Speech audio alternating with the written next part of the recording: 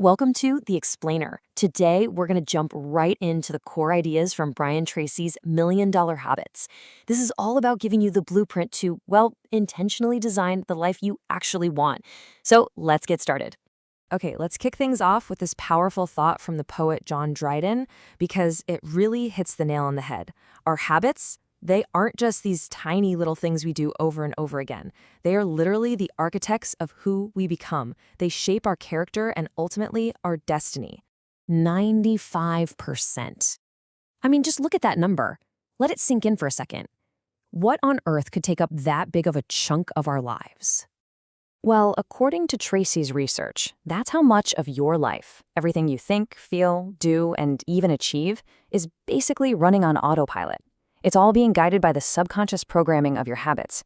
And that brings up a really important question, right? Are your habits actually working for you, or are they secretly holding you back? To really get why our habits have such a powerful grip on us, we've got to look at what Brian Tracy calls your master program. Think of it like the core software, the operating system that's running your entire life.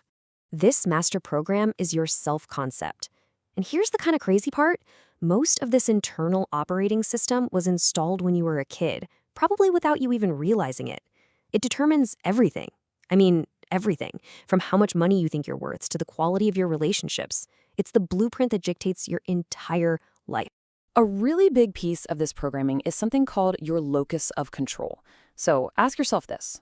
Do you have an internal locus where you feel like the pilot of your own life? Or do you have an external one where you feel more like a passenger and life just kind of happens to you? Because one of those paths leads to feeling powerful and confident, and the other, well, it leads to frustration. And a lot of times, this master program gets corrupted by two major viruses. The first one is the fear of failure. You know, it gets installed by hearing no and don't touch that as a kid, and it creates this nagging little voice that says, I can't. The second virus is the fear of rejection. This comes from needing approval from others, and it creates this compulsive need to please everyone, that feeling of I must. These two fears are like invisible cages that fence in our potential. So if our subconscious is running on this faulty, buggy code, what do? How do we fix it? Well, here's the good news. You totally can. And the answer is all about understanding and then using a set of universal mental laws. It all kicks off with the law of cause and effect. This is huge. Success isn't magic, and it's definitely not an accident. It's the direct result of specific actions. So what that means for you is that if you do what other successful people do, you will eventually get the same results. Success is literally a formula that you can learn. And you've actually got this whole toolkit of mental laws to help you rewrite that code. The law of control, feeling in control makes you happy. The law of belief, what you truly believe deep down becomes your reality. The law of expectations, what you expect to happen tends to happen. And of course, the laws of attraction and correspondence. You attract what you think about, and your outer world is just a mirror of your inner world. These are neutral principles, right? They work for everybody, just like gravity. When you boil it all down, all of these laws point to one single master principle. And it's this: you become what you think about most of the time, period. Your life is a direct reflection of your dominant thoughts. Control your thoughts, and you control your destiny. It's that simple and that powerful. Okay, so we've got the why and the principles down, but now let's get practical. Let's move from the theory to the how. How do you actually install a new habit? Well, that's what this next part is all about, the 7-step habit formula. All right, here it is, Tracy's 7-step recipe for success. First, you have to really decide. No maybes. Then for the first 21 days, you allow 0 exceptions. None. Step 3, tell other people. That creates accountability. Then you visualize yourself actually doing it. You create affirmations like, I get up at 6 a.m. You persist. You just keep going until it feels weird not to do it. And finally, you reward yourself. You have to associate pleasure with this new thing. The absolute key here is consistency, especially in those first 3 weeks. So you've got the formula. But with all the habits you could build, where do you even start? Well, Tracy argues that there's one single keystone habit that makes all the others easier. Let's talk about that keystone to success. That keystone habit? It's optimism. But here's what's so important to get.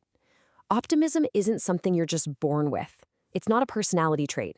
It is a habit of thinking. And that means it's something you can learn, you can practice, and you can absolutely master. So what's the real difference between the two? It's actually super simple, but it changes everything. Optimists, they think and talk about what they want. They're focused on the solution, on how to get there, and that focus creates energy and creativity. Pessimists, on the other hand, think and talk about what they don't want. They're focused on the problem, on who's to blame, and that just drains all their energy and keeps them stuck. You know, the commentator Earl Nightingale summed this up beautifully. True happiness isn't about reaching some final destination. It's found in the process, in the progressive realization of a worthy ideal. It's the journey of working towards something that matters to you. The progress is the prize. So let's boil all of this down. What's the big takeaway here? What's the ultimate key to unlocking your true potential? It's this: you have way more power than you think. You were born with virtually limitless potential. The only ceilings, the only barriers, are the ones you put on yourself, inside your own mind.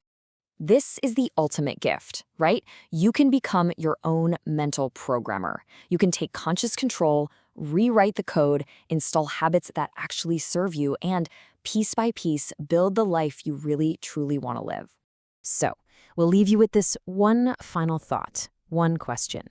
Using that 7-step formula we just talked about, what is the one habit, just one, that you know would have the biggest positive impact on your life? What will you start building today?